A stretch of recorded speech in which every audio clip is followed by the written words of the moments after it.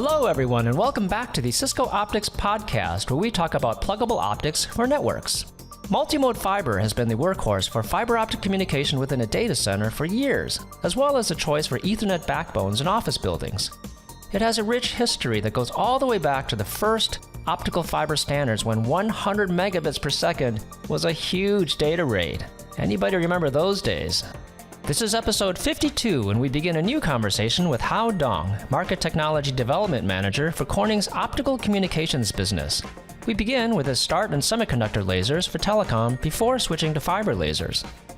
Hao Dong is a Market Technology Development Manager for Corning's optical communications business. Within this role, he focuses on technology and market trends to identify, evaluate, and develop leading optical network solutions that form the backbone of today's connected world. Hao has over 18 years of industry experience and has held various positions in engineering, development, and marketing within the fields of optical components, fiber lasers, and optical communications. Hao holds a Bachelor of Science in Physics from Wuhan University and a PhD in Physics from the University of Connecticut. And now join me as I talk with Hao Dong.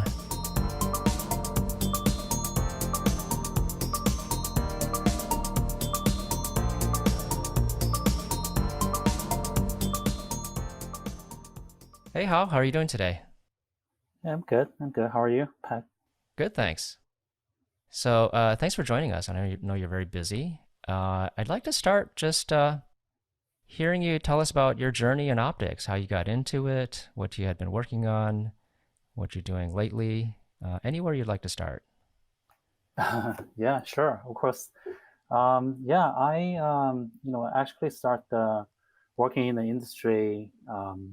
I think about 15, 16 years ago. I got my first job as a product engineer in a semiconductor laser company in New Jersey, actually. That was back, several years after the telecom bubble was gone, right? So the industry at that time was really slowing, picking up. So you missed the telecom bubble bursting, or did you yeah, experience fortunately that? at that time I was still at school, so Okay. when I start everything, it's like I said, the industry is was slowly picking up. Many countries was getting ready to deploy 3G, and it seemed like um, people were needing more and more fiber and lasers at that time. So Okay. Wow. yeah, 3G.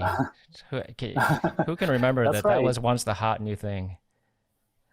Yeah. But that's I would say that's the starting phase of the fiber to the home deployment, right? I still remember at that time I live in New Jersey, and the people, we really switched to, and totally you can see it makes a difference. So that's the first time we really, for real, started enjoying the convenience fiber bring to us.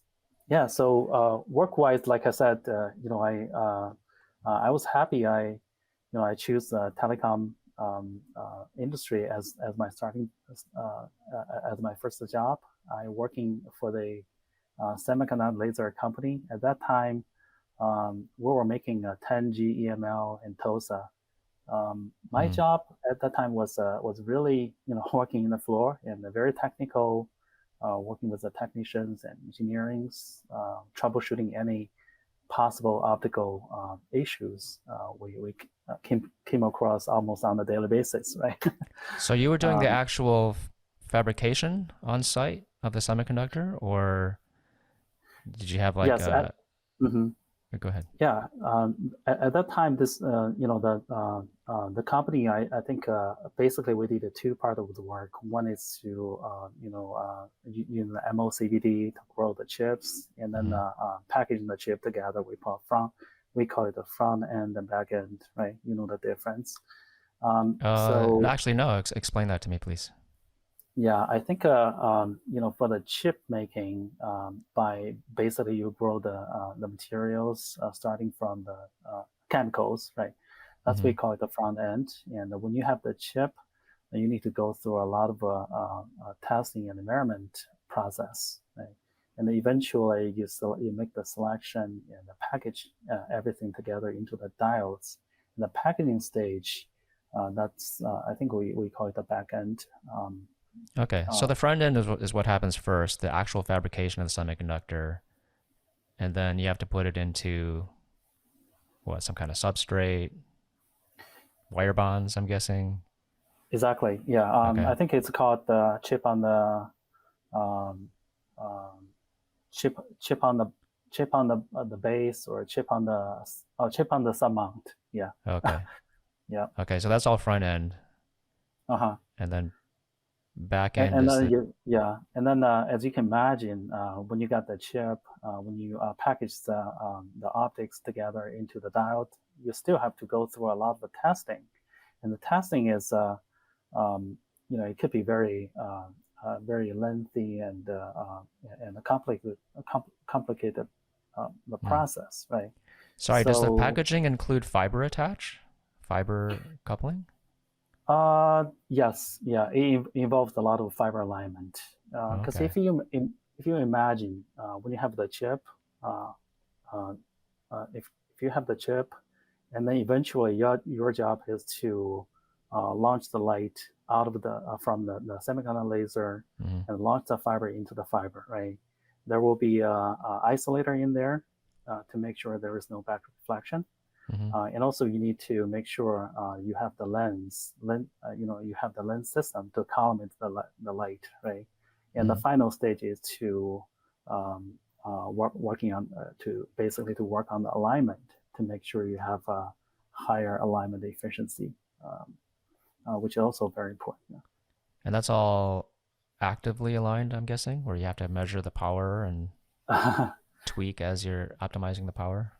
Yeah, there were a lot of details. Different company with different ways of doing it. You could do the positive, the active alignment or passive alignment, Hmm. but most likely, you will need a lot of cameras in there. Watch the Hmm. camera, and it's at least at that stage, at that time, the work is still very, manual and um, of course, I'm sure in these days, probably a lot of work will be done by automation.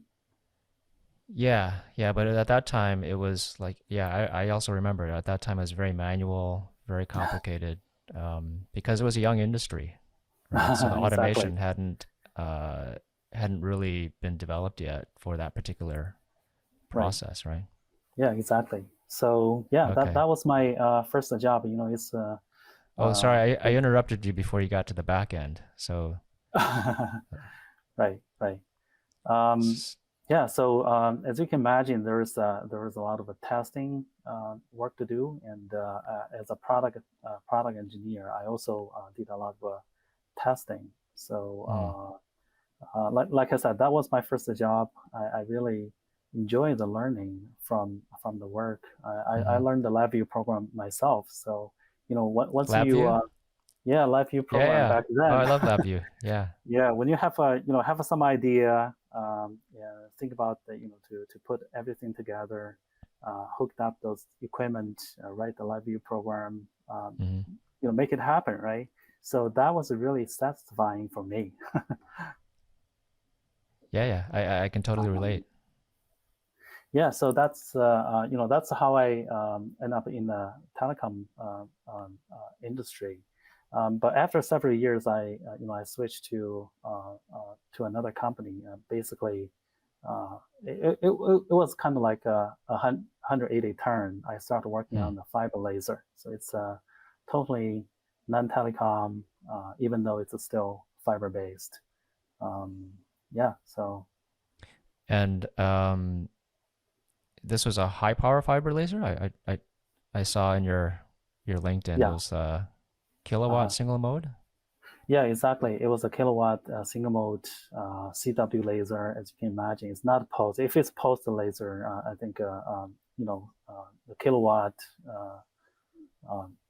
Um, I mean the Kilowatt laser, the fiber average power, right? average power. Yeah, Yeah. exactly. The fiber laser was for cutting and welding applications. So Hmm. kilowatt is typically it's a CW based laser. So I but in a I daily used work. to back in my grad school days, we used to do mode locking of fiber lasers. So we would think more about the peak power. Average powers were still, less than a watt. Yeah, but peak exactly. powers were, certainly in the kilowatts. Mm-hmm. Right, but I think probably we were talking about the same, similar stuff, doing the similar work, right? Splicing, fiber splicing, fiber processing, handling, that kind of thing. So in my daily work, I would say the most important thing is fiber splicing. You have to develop the recipes, right? Splicing recipes, and be careful of almost all the single details. People always say the devil is in the details. Yeah. I think it's, for me, until I started working on the fiber lasers, I really understand what does it mean by that. Because when it comes to the high power, you got to be careful with all the single details. You can't overlook some even like minor things, small details. Otherwise, catastrophic failure does happen, right? Fiber especially fuse, pretty scary. At those power levels, things can melt, I guess, right? Oh, it's a fiber or fuse. At least get damaged. Or yes, fused? Yes. Okay. When the fiber fuse happens, it's it's a total damage. So there is no way what do you mean by fiber fuse exactly? It's burned. The fiber, basically, the root cause of the fiber fuse is the high temperature, right? When the temperature goes much higher than the polymer coating can handle, it's not an issue for glass, right? For the glass, it's a silicon material. It's typically it can withstand a much higher temperature, but it's not the same case for the coating. For the polymer coating, when the temperature goes up to say 200 degrees C or 300 degrees C or something like that, it get burnt. So that's why you have to handle the temperature very, very carefully. The mechanical design, your thermal processing, is very, very critical. So how did you keep the polymer coating cool? Was it air cooled or any liquid cooling? Well, there are many different ways. It depends on what you need, depends on the power level. Sometimes I think the common practice is water cool. You need the cold plate below the fiber and below the fiber plate. And also you need to package the fiber in a well-managed way, right? For example, the thermal management? Yeah, the fiber management, the thermal management. How do you lay the fiber on the plate? How to packaging your fiber to make sure the contact, that kind of thing. So, it's quite tricky, and there are a lot of details when it comes to the thermal management. It's funny we're talking about this now because this is a big topic in data centers.